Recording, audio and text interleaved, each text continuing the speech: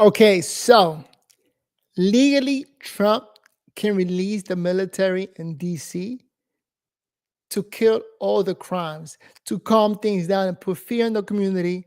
So, like that, the criminals will stop committing crime, quote unquote. But can he do that to other cities and other states?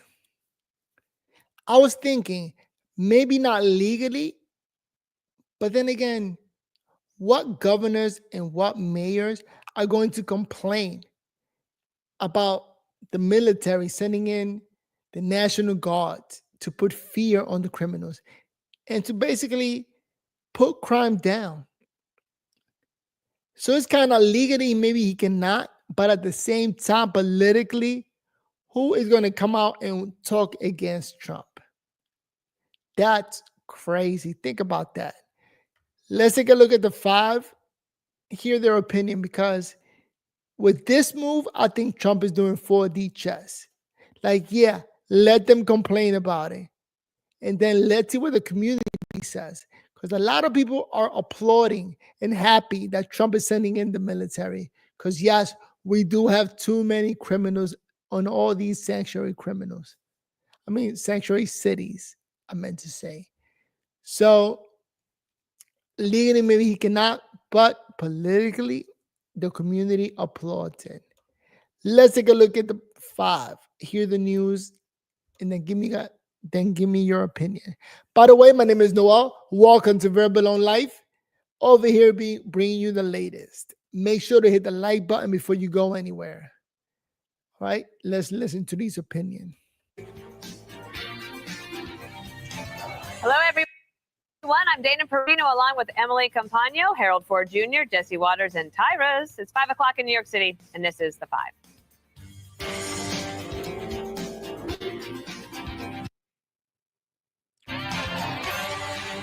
President Trump turning up the heat on crime in D.C., and the numbers are speaking for themselves. So, for the past 11 days, there has not been a single murder in our nation's capital. Police have racked up over 1,000 arrests, and 49 homeless encampments have been cleared. Yeah. Now the president's looking to keep that momentum going. He just signed an executive order to stop the revolving door of repeat offenders, taking direct aim at cashless bail. If you look at the top 25 cities for crime, just about every one of those cities is run by Democrats. And you know, one of the bad things they did, cashless bail, if you look back on time, when they allowed a murderer out that afternoon, you know, he'd kill somebody and then a couple of hours later, he's walking the streets again, oftentimes killing again rapidly. Cashless bail is a disaster. And it could be coming to a city near you. President Trump sees the D.C. crime crackdown as a successful model for other blue cities. And earlier, he threatened Chicago that it could be next. I have some slob like Pritzker criticizing us before we even go there. I made the statement that next should be Chicago because, as you all know, Chicago is a killing field right now.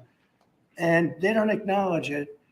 And they say, we don't need him. Freedom, freedom. He's a dictator. He's a dictator. A lot of people are saying maybe we like a dictator. I don't like a dictator. I'm not a dictator. I'm a man with great common sense and I'm a smart person. We may wait. We may or may not. We may just go in and do it, which is probably what we should do. But Chicago's leaders are not taking Trump's law and order proposal lightly. Illinois Governor J.B. Pritzker and Mayor Brandon Johnson both blasting the idea of the National Guard in the Windy City. Going to remain firm, will take legal action, but the people in this city are accustomed to rising up against tyranny. I am on the path on the lakefront at 6 a.m. on a Monday. It doesn't feel like a hellhole here. In fact, everybody's having a great time and enjoying themselves. Yeah, it's 6 a.m. There are no criminals up at 6 a.m. when people are jogging. Swear to God. So, Emily, at 6 a.m. on a Monday on the waterfront in Chicago, it doesn't look like a hellhole. That's right. And that's what a surprise. Exactly. And that's the problem, is that when they try to gimmick in response to what is actually sincere and deep appreciation for American safety, then it's always going to fall flat. And I want to point out a little bit, because all of this cashless bail that the president is trying to end, I want to talk about that specifically because it's a precursor to a lot of things. And in Texas, just in the Houston area alone, over 200 cases of low or no cash bonds who got out, they assaulted or killed someone. In Harris County, Texas, 115 residents killed just in 1 year alone. These are all of the people that get out with that low or cashless bail. And when you talk about deep statistics, on the $0 bail, 70% are rearrested. Now, this is in Yolo County, California, which is where I'm from. So I took it as a statistic that's important in Northern California. Those kinds of suspects are nearly 3 times more likely to be rearrested for violent crimes, including domestic violence. And a third of those violent rearrests are for DV. And it goes on. So I don't quite understand why these Democratic leaders feel so strongly about sort of selling out all of their residents in order to just have the president look bad. Mm-hmm. I understand that there's federalism issues, and that's why there will be a difficult time imposing an EO on what is traditionally, obviously, state and local realms crime. But at the end of the day, it's up to these guys in the state and local level to vote this cashless bail out, to make it known that everyone supports these kind of policies that the president is putting down, because it's the state and local residents that are paying the price for the Dems not seeing this. And Tyrus, getting the Democrats to defend basically lawlessness in Chicago by saying they're going to take legal action to stop it is a little bit of dissonance. I keep trying to find the opposition argument to this because, Jesse, I think you coined the phrase 80-20. Yeah, that'd be Jesse. Jesse coined the phrase. You should probably trademark that. This is a 99.5 to 0.5. How can you, with a straight face, say, no, we don't want low crime? We don't want American soldiers coming in and helping our depleted police force. Whether you like it or not, good, bad, or indifferent, you had 10 million undocumented people come into this country and spread variously all through the country. Everyone who traveled saw the midnight. We can't get red-eye flights, but they were getting red-eye flights to all over the country. And now we had defund the police. We had don't respect the police. We had massive police retirements. Police officers, they go out, they arrest the guy. An hour later, they got to rearrest him. So the police department is depleted. And here's the next bet. If I was in the White House, this is one of the first things I would do. Clean up your streets. Instead of sending our military men and women out to other places to make other countries safe, make our streets safe. How is this an argument? If you don't like it, what's not to like? Other than that, you have to tip your hat to the orange devil. That's the problem. Then you know what? Find a way, like steal it and make it your own. Like, no, you will not bring in 1,500 National Guards. We will only allow 1,200. And then call it a victory. Right. Clean up your neighborhoods. Leave the politicians out to go out on the waterfront at 6 o'clock in the morning. But notice he wasn't filming himself. I wonder who was with him. Perhaps his detail. Right. This is laughable. Clean up your cities. I don't understand it. Jesse, the fight against crime has been one of the best. Let's see what Trump can do to put out some bait and see how many Democrats will take it. Yeah, they're falling into a trap. And so Axios, disparagingly, Dana, said that Trump is molding D.C. into his own personal Epcot Center. Yeah. A political theme park where troops keep the peace and the White House glitters like Mar-a-Lago. What's wrong with Epcot Center? I love Epcot Center. I got food poisoning eating there, but it was safe and secure and beautiful. And if the president wants to make these cities look like Epcot, I'm for it. The guys now in D.C. are carrying, I think, 9mm and M4 rifles, and they're letting the police go into the bad neighborhoods and get the bad guys. That's not controversial. That's like what happens when you usually have a strike force come in and take scalps. The New York Post had some crazy examples of some of these people that got off on bail. They had 2 convicted killers arrested in Greenwich Village, down where my friend Harold Ford Jr. lives. They were trafficking drugs in the park and they let him out for free. Or they have a pickpocket guy. He's been busted 45 times. Oh my 45 times. And he just gets let out every time. They arrested a Tren de Agua gang member. Dana, am I saying that correctly? Yes, it's that. Very good. Wanted for homicide. They arrested him, no bail. So that's just crazy, and everybody agrees. They're saying this is not a top issue. Crime was a top issue in November. Crime was a bigger issue than foreign affairs and the deficit. So if Trump is manufacturing a crisis, homicide is not a crisis.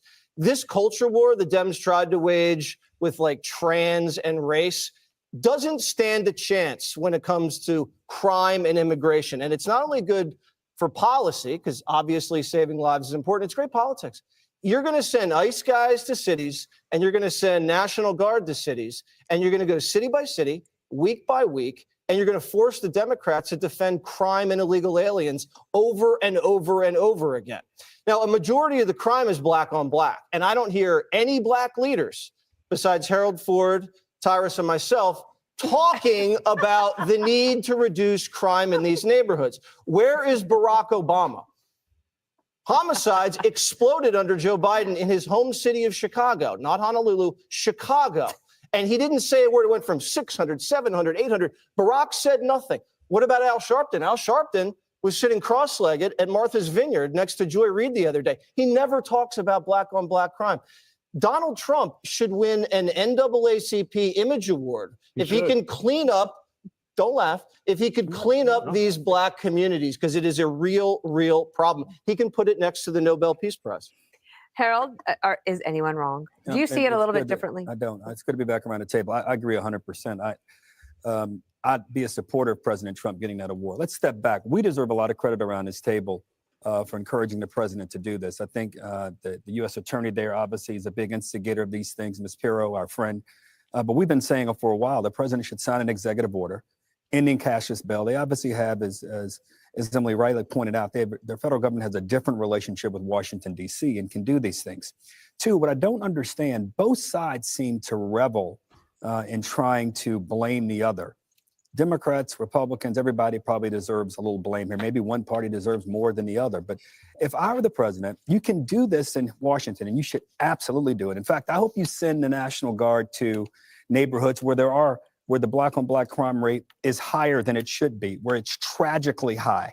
Send it to every neighborhood, not just to neighborhoods where a couple of upper middle class people hang out and have dinner and socialize and go to clubs. Send it to all the neighborhoods. I'm a big believer that any politician, black or white, that resists that, to your point, Tyrus, is foolish, is playing a dangerous and ugly kind of politics. For those Democratic governors who say, well, we can't go to the White House because he's not going to be on the level with us. Remember this, President Trump, less than 3 weeks ago, called for the firing of the head of Intel.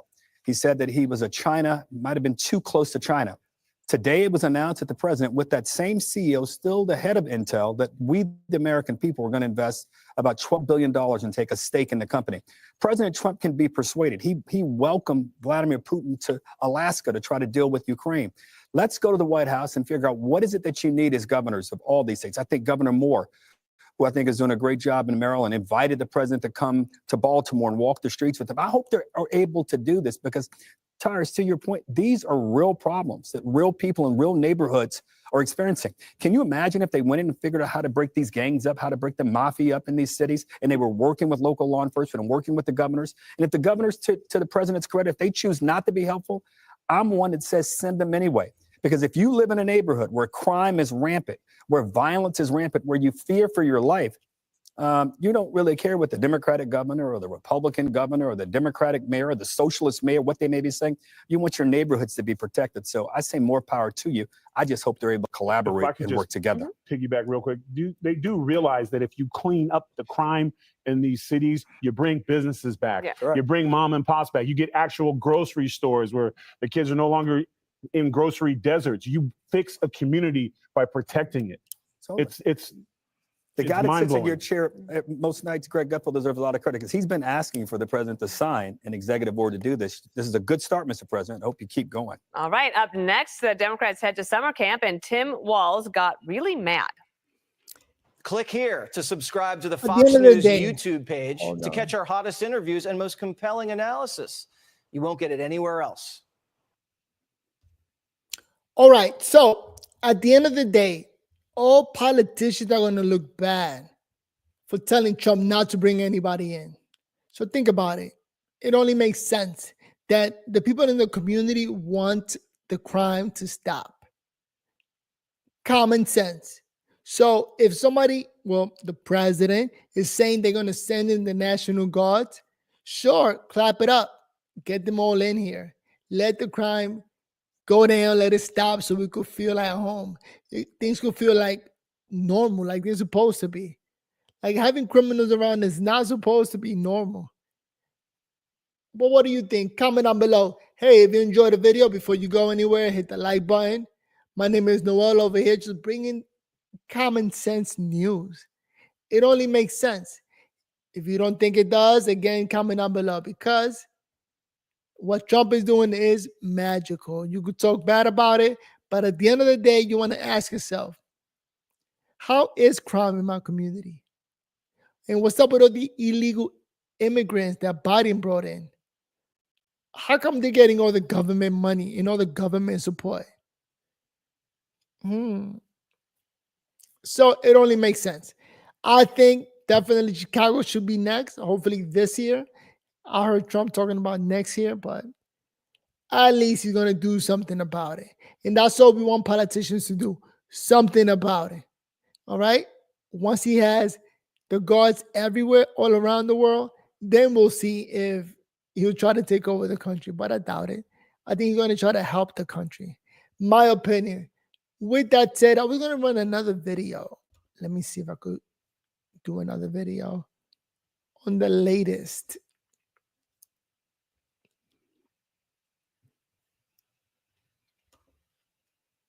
Groceries came in. Let me call my son.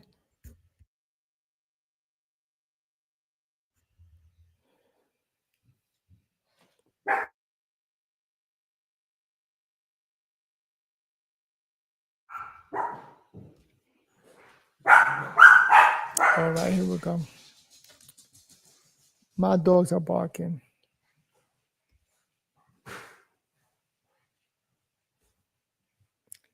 I'm over here in PA now that I have a wonderful home. Oh, wait, today's the 25th.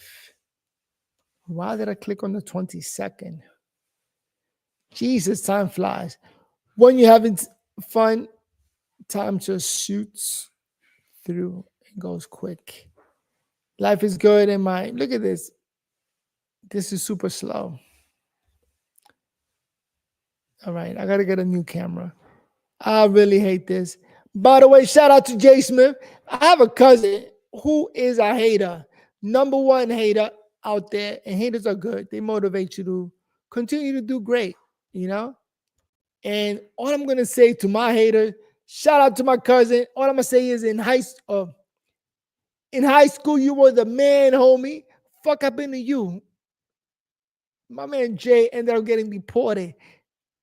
First arrested 3 times and then deported back to his country to live happily ever after. In high school, Jay was the man, getting all the girls and shout out from all the guys. And now sitting at home in his mama's house. Thank God for his mother to help him out, because ain't nobody else helping him. Now he got to live with his mother all day. Probably have to share a room with her because his mother gets to come to America to work 9 to 5 and send him money living in DR. The man is living the dream, the Dominican dream. Ain't that right? With that said, let me try to hook up, fix my internet because this sucks. Peace. Well, I'm doing better than Jay Smith.